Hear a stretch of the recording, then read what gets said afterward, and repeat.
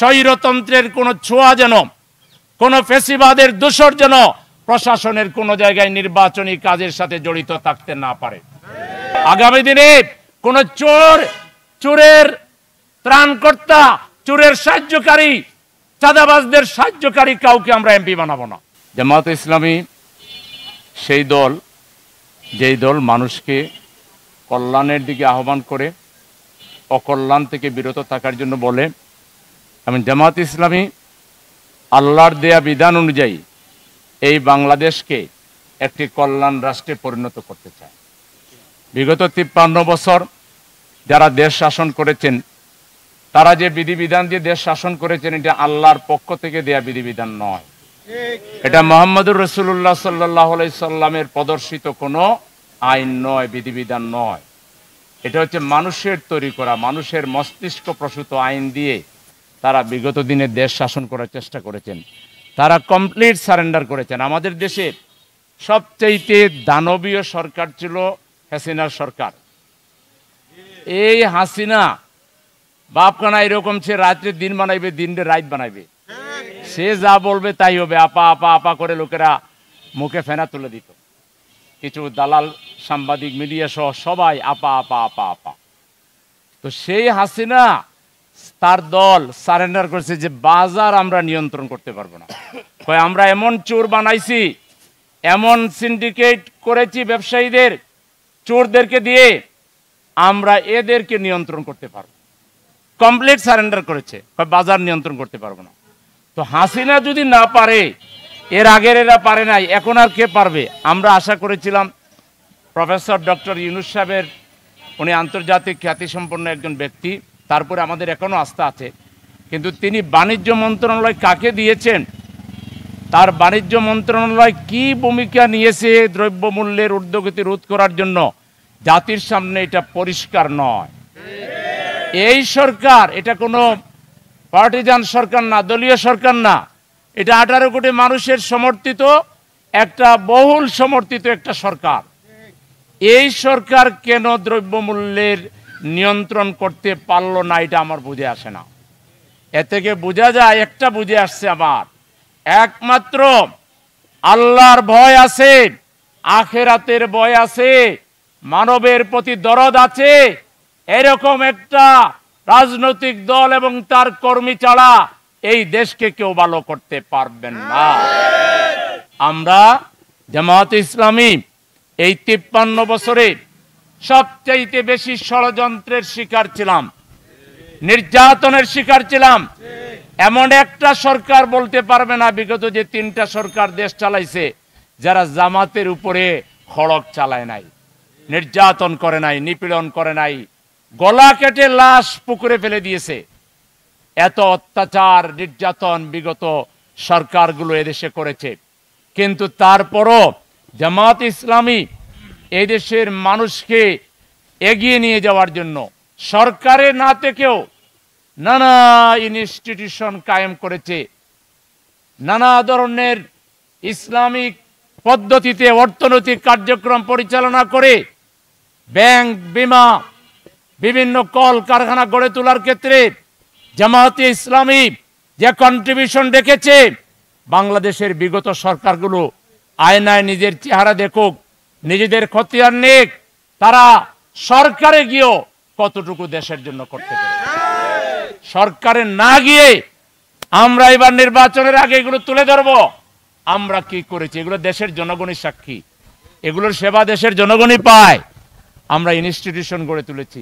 তারপরে কোথাও আগুন লাগে, আমাদের আমিরে জামাত ডাক্তার শফিকুর রহমান সবার আগে তিনি চলে যান অথবা তার প্রতিনিধি চলে যায়।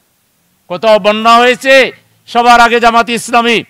কোথাও কোনো প্রাকৃতিক দুর্যোগ হয়েছে, সবার আগে জামাত ইসলামী। জামাত ইসলামী ক্ষমতায় যাওয়ার জন্য, ভোট পাওয়ার জন্য এগুলো করে না। ভোট পাওয়ার জন্য যারা এগুলো করে, এই যে এখনো তারা কামাই করতেছে, হাজার হাজার বিলিয়ন বিলিয়ন টাকা তারা কামাই করতেছে ভোট করার জন্য। ভোট করার জন্য এইরকম কাজ করা লাগে না, রোদে দাঁড়াইয়া বিক্রি করা লাগে না।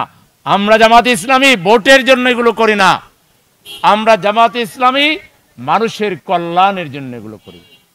যখন আমাদেরকে মাইরা বর্তা বানাই ফেলতেছে, কোথাও দাঁড়াইতে পারি না, তখনও আমরা কোথাও শিলাবৃষ্টি হয়েছে, কোথাও বন্যা হয়েছে, কোথাও হিন্দু সম্প্রদায়ের লোক মারা গেছে, আমরা সবার আগে সেখানে ছুটে গিয়েছি। এগুলো ভোটের জন্য না, এগুলো হলো আল্লাহর পক্ষ থেকে যে দায়িত্ব, কুনতুম খায়রা উম্মাতিন উখরিজাত লিন-নাস, তোমরাই সর্বোত্তম জাতি, তোমাদেরকে সৃষ্টি করা হয়েছে মানুষের কল্যাণের জন্য। এই যে ভোট পাওয়ার জন্য, তাহলে আরেকটা রাজনৈতিক দল এই কাজ করুক, এটার জন্য মেধা লাগে, এটার জন্য পরিশ্রম লাগে, ত্যাগ লাগে, কষ্ট আছে, অর্থ লাগে। পারলে করেন আরো 2-4টা রাজনৈতিক দল, সবাই তো বড় বড় বক্তৃতা দিচ্ছেন, এন করেঙ্গা তেন করেঙ্গা, কিছু করতে হইলে আগে করে দেখান। জামাত ইসলামী কর্মীরা পরিশ্রমী, ত্যাগী, সাহসী, সৎ, তারা আল্লাহকে খুশি করার জন্য যে কোনো কষ্ট স্বীকার করতে পারে। সেজন্য আমরা এই উদ্যোগ নিয়েছি, আমাদের ভাই বোনদের কষ্টের দিকে তাকিয়ে। এই রমজান মাস যে ব্যবসায়ীরা ভোজ্য তেল বাজার থেকে আউট করে দিয়েছেন, যে ব্যবসায়ীরা জিনিসপত্রের দাম বাড়ানোর জন্য সিন্ডিকেট করে বসে আছেন, আল্লাহর জাহান্নামের আগুনকে ভয় করেন। রোজাদারদের প্রতিটা নিঃশ্বাস আপনাদের উপরে গজব হয়ে নাজিল হবে। আল্লাহর গজবে অতল গহব্বরে, মাটির অতল গহব্বরে চলে যাবেন। আল্লাহরে ডরান। এই এই এই বাংলাদেশে কোনো উৎপাদনের ক্রাইসিস নাই। যেসব জিনিসের দাম বাড়াচ্ছেন, একটারও উৎপাদনের ক্রাইসিস নাই। আপনারা সিন্ডিকেট করে ক্রাইসিস তৈরি করছেন। এবং এখানে রাজনৈতিক দলের কিছু অসৎ গুন্ডা, পান্ডা, মানবতা বিরোধী, মানবতার দুশ্মন রাজনৈতিক দলের নেতা কর্মী হয়ে যারা চাঁদাবাজি করে, এর চাইতে মানবতার শত্রু আল্লাহর আকাশের নিচের জমিনের উপরে নাই। এরা কি রাজনীতি করে? রাজনীতির নামে জনগণকে ভোগান্তি। এই জন্য আগামী নির্বাচনে দেশের জনগণকে ভাবতে হবে, দুর্নীতি মুক্ত বাংলাদেশ পেতে হলে কাকে দিলে দুর্নীতি দূর করতে পারবেন। যারা আকণ্ঠ দুর্নীতির সাথে রিলেটেড, চাঁদাবাজির সাথে রিলেটেড, তাদেরকে যদি আবার এমপি বানান, তা আপনাকে দুর্নীতি মুক্ত করবে না। আর আপনি খামোখা ভোট একটা দিয়ে ওর সমস্ত দুর্নীতির দায় আপনি নেবেন, কারণ আপনি যখন সমর্থন দিচ্ছেন তার সমস্ত দায়ও কিন্তু আপনার। এই জন্য দেশবাসীকে, আমরা ধর্মপ্রাণ মানুষ, 90% উপরে মুসলমান, অন্য যারা আছে অন্য ধর্ম পালন করে, ধার্মিক, এদেশের মানুষ ধার্মিক, নাস্তিক নাই বললেই চলে। এদেশের নাস্তিক নাই বললেই চলে, সবাই ধার্মিক। সুতরাং ধর্মপ্রাণ এদেশের মানুষেরা, আমরা কোনো চোরদেরকে আগামী দিনে সরকারে যাইতে দেব না।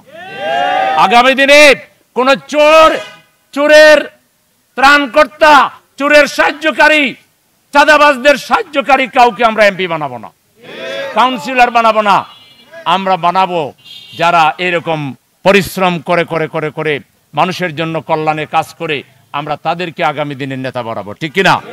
এই যে কোরআন আল্লাহ তাআলা নাজিল করেছেন, এই কোরআনে যেমন নামাজও আছে, রোজাও আছে, হজও আছে, যাকাতও আছে, নেতৃত্ব নির্বাচনের ব্যাপারেও গাইডলাইন আছে। ইন্নাল্লাহ ইয়া'মুরুকুম আন তুআদ্দুল আমানাতি ইলা আহলিয়া। আল্লাহ নির্দেশ দিচ্ছেন, তোমাদের আমানত তোমরা সঠিক জায়গায় প্রয়োগ করো।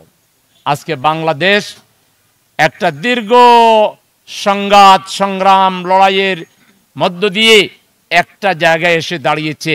এখন এদেশের নির্বাচক মণ্ডলী যারা, ভোটার যারা, তাদের উপরে আগামীর বাংলাদেশের ভবিষ্যৎ নির্ভর করছে।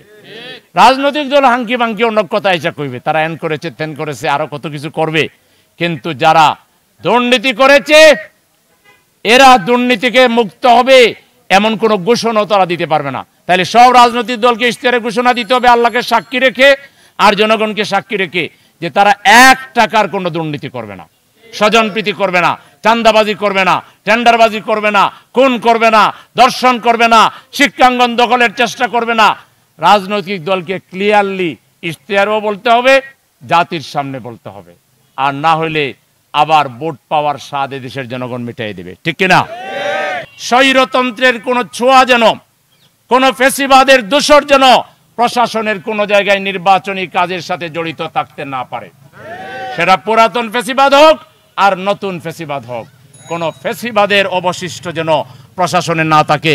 সবকিছু ঠিকঠাক করে নির্বাচন আপনারা দিবেন, আমরা সেই ব্যাপারে আশাবাদী। এবং আমরা আশা করি আপনারা পিআর পদ্ধতিতে নির্বাচন দিবেন, যাতে দেশের সব রাজনৈতিক দল পার্লামেন্টে যেতে পারে, সব ইসলামী দল যাতে পার্লামেন্টে যেতে পারে। আপনারা গুন্ডামি বন্ধ করার জন্য, মাস্তানি বন্ধ করার জন্য, হুন্ডা গুন্ডা কালো টাকা বন্ধ করার জন্য পিয়ারের কোনো বিকল্প নাই। কারণ পিয়ার যখন হবে, ক্যান্ডিডেট পার্সোনালি তার আর কোনো তেমন কোনো ভূমিকা থাকবে না। মানুষ মার্কাকে ভোট দিবে, দলকে ভোট দিবে। সুতরাং ব্যক্তি সেন্টার দখলে যাবে না, ব্যক্তি হুন্ডা নিয়ে যাবে না, গুন্ডা নিয়ে যাবে না, কালো টাকা নিয়ে যাবে না। এই জন্য পিয়ারের পক্ষে দেশের জনগণকে ঐক্যবদ্ধ হওয়ার উদাত্ত আহ্বান জানিয়ে সংগ্রামী উপস্থিতি, আমরা দেশবাসীকে আহ্বান জানাই, দেশের ছাত্র তরুণ যুবকদেরকে বলি, তোমরা যেভাবে জীবন দিয়েছ, রক্ত দিয়েছ, তোমরা বলেছ ওই ওয়ান জাস্টিস, জাস্টিস যদি পেতে চাও, আল্লাহর দেয়া আদর্শ মুহাম্মদুর রাসূলুল্লাহ সাল্লাল্লাহু আলাইহি ওয়াসাল্লামকে মডেল হিসেবে গ্রহণ করে, যে মুসলমান নামদারি রাসূলকে আদর্শ মানুষ হিসেবে গ্রহণ করবে না, আদর্শ নেতা হিসেবে গ্রহণ করবে না, সে তো প্রকৃত ইমানদারি নয়। আমাদের জন্য আল্লাহ তাআলা মডেল হিসেবে পাঠিয়েছেন মুহাম্মদ সাল্লাল্লাহু আলাইহি ওয়াসাল্লামকে। লাকাদ কানা লাকুম ফি রাসূলিল্লাহি উসওয়াতুন হাসানাহ। আমি আমার কথা এখানে শেষ করছি। আল্লাহ হাফেজ। বাংলাদেশ জিন্দাবাদ, বাংলাদেশ জামাতে ইসলামী জিন্দাবাদ।